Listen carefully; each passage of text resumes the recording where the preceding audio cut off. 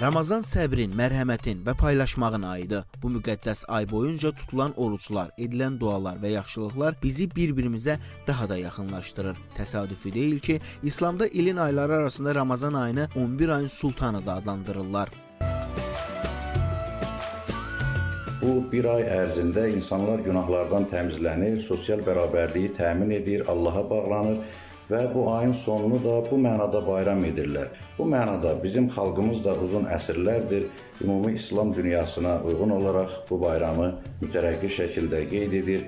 Hər zaman insanlar bir-birinə əl tutur, köməklik edir. Xüsusən bayram günlərində böyük sevinç və şənlik yaşanır. Ramazan bayramı namazının da böyük əhəmiyyəti var ki, bu bayramda insanlar toplaşır, bir-biri ilə əl verib görüşür, bir-birini ziyarət edir, küsürlər barışır və eyni zamanda fitrə sədəqəsi ilə bir-birinə də bayram süfrəsi açmaqda yardım kömək etmiş olurlar.